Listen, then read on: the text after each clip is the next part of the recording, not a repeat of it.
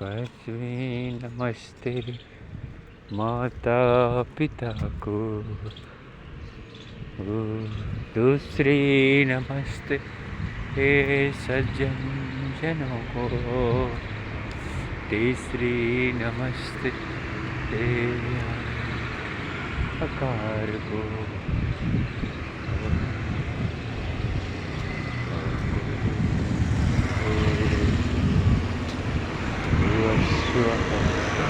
तत्सवितुर्वरेण्यं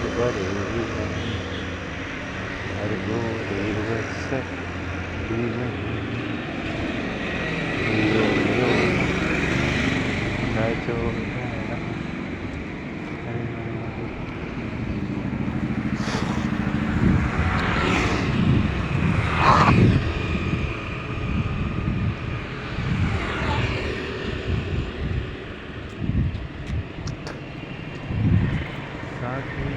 नमस्ते सज्जनों को।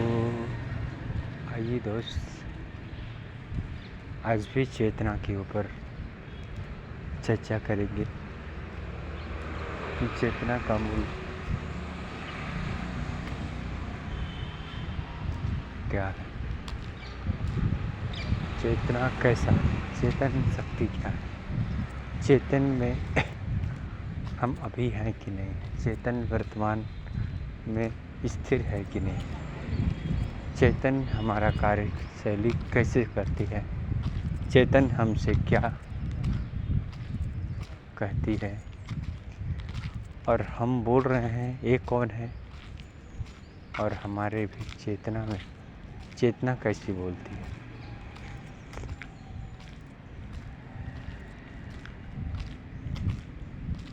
आइए इस विषय को ठीक से जान लेना चाहिए कि अपना चेतना क्या है, हमारा चैतन्य क्या है, हमारा निज मूल चैतन्य क्या है।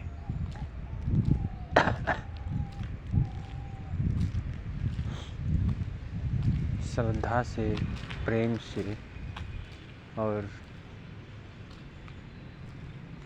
मनन से आज चैतन्य के विषय पर समझेंगे। चैतन्य अपना क्या है, चैतन्य कैसा है। जो चेतना है, जो अनादि है, बहुत छोटे शब्दों में बात करेंगे कि वास्तविक हम चेतन हैं कि नहीं,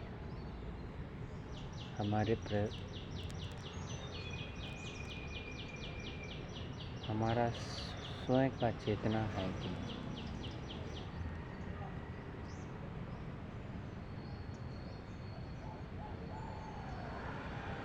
पहले तो अपने आप को पूरे सजग समझें, सजग हो जाएं और सहज हो जाएं।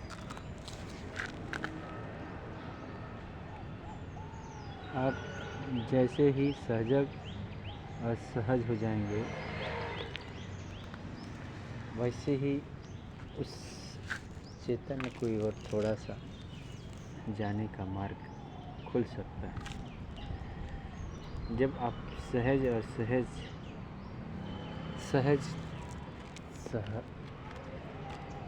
नहीं हो सकते हैं, शीतल नहीं समझ सकते हैं, तो धुंध में चैतन्य का अनुभव नहीं हो सकता, क्योंकि धुंध से कुछ भी लेना देना नहीं है।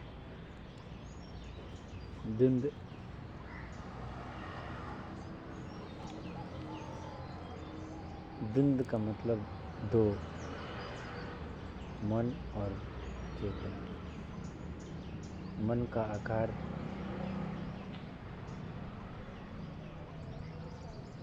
बहुत विचारशील और अनुभव है, और चेतन का आकार प्रेम और आनंद है। हमें अपने चेतना की ओर कैसे प्रवेश करना है, तो हम किस भावना में रहेंगे। आइए इस बात को ठीक से जान लेने से अपना कार्य सहज हो जाता है। कि चैतन्य ठहरा हुआ है, केवल अपना मन को जनाना है। और चैतन्य की अवस्था क्या है? सीधा बात है, चैतन्य अपना अवस्था क्या है? चेतन किस अवस्था में स्थिर है?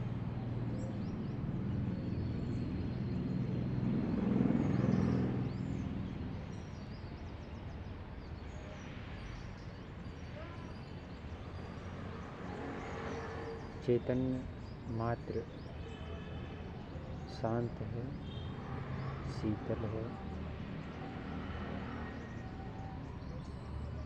और सामान्य है। इस भावनाओं को धीरे धीरे स्वीकार करें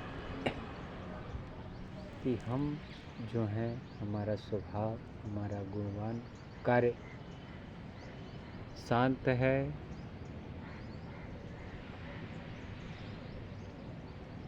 सामान्य है, अनजान है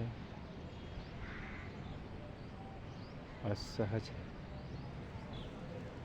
इस चैतन्य के बारे में इतना कुछ जान लेने पर मन अपनी प्रगति को छोड़कर इस अवस्था में स्थिर करें। अपने ध्यान अपना चेतना में लगाएं। खोजें इस शरीर के, मन से पूछें कि बताओ चेतना कहाँ है, और मन ही बता सकता है कि चेतना कहाँ है। इस 10 इंद्रियों के भीतर चेतना अपनी कहाँ है?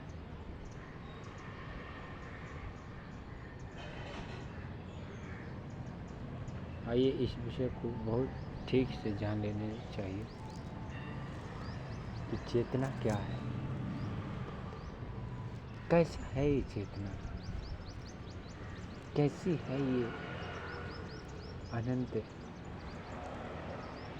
अनंत शांति और प्रेम का भंडार, कैसा है ये केंद्र, क्या है ये केंद्र जिस केंद्र में सब कुछ पूर्णता है। क्या है ये केंद्र? ठीक से जानने पर हमारा जीवन शैली ठीक से हो सकती है।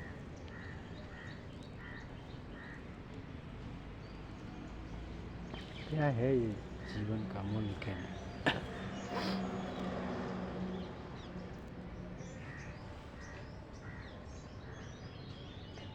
पूरा भाव और प्रेम एक साथ जोड़ा।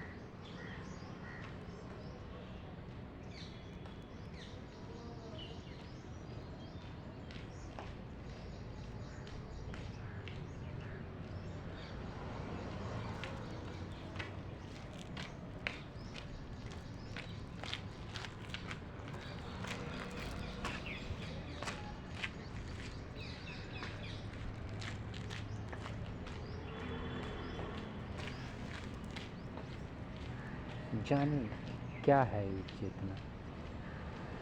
चेतना समस्त भावों को त्याग कर समस्त भावनाओं को छोड़कर चैतन्य भाव में आ जाए।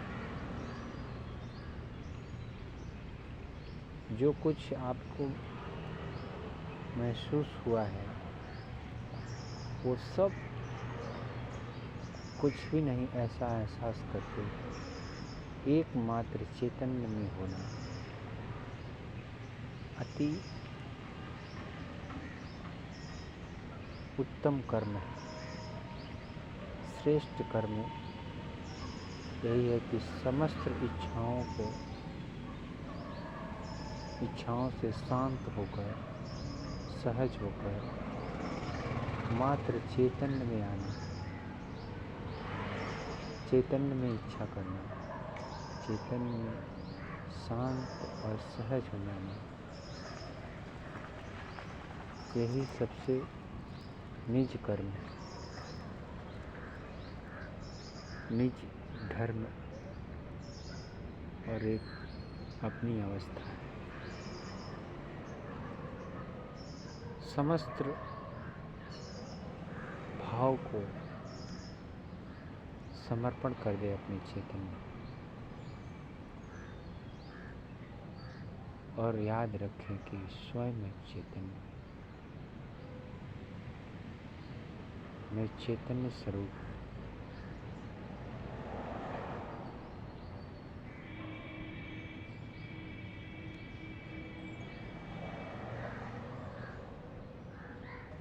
अपने मन में जो भी भाव है,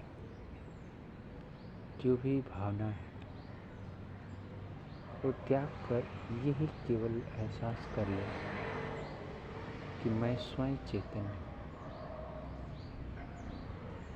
मैं स्वयं करुणामय, मैं स्वयं शाश्वत आनंद हूँ,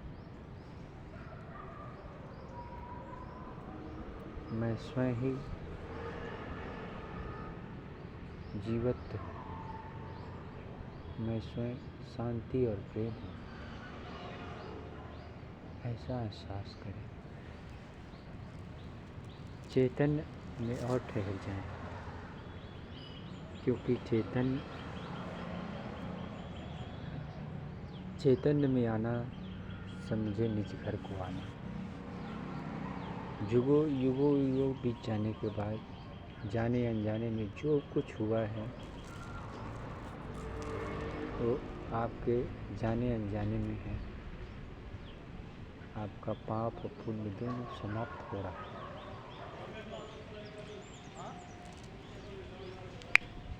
मात्र आप चैतन्य होने का।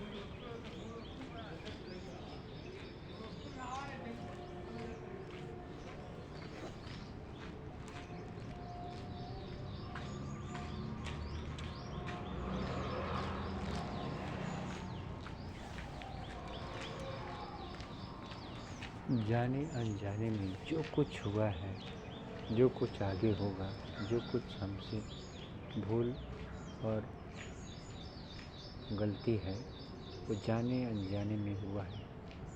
इसे दोनों समर्पण करके और भूल जाएं कि अब मैं पाप पुण्य, ताप श्राप, तेज तपस्या सब कुछ नहीं है।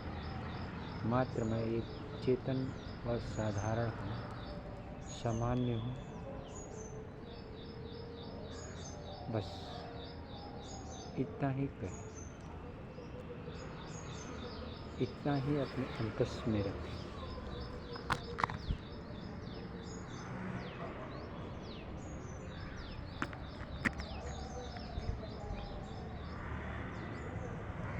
ताकि जीवन सुंदरता की ओर बढ़ सके। जन्मों जन्मों का भावना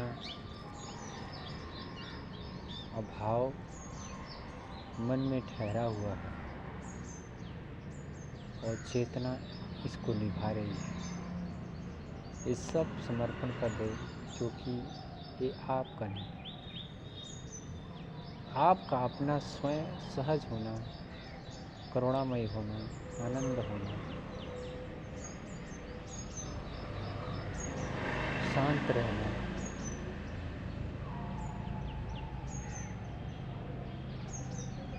प्रेम पूर्वक मुस्कुराते रहना, यह आपका स्वभाव है। संगीत में एक हो जाना, महाविराट संगीत में प्रेम रूपी रस हो जाना आप स्वयं का चेतना का स्वभाव।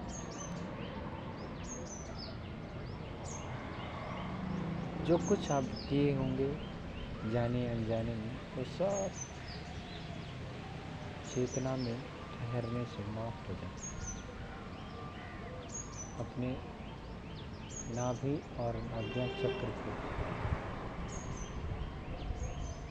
जितेंद्र में, आज्ञा चक्र में पाप और पुण्य जल जाएगा, नाभि में अपना चैतन्य आ जाएगा, नाभि अपना मुख्य द्वार। जय सतगुरु। ओम शांति।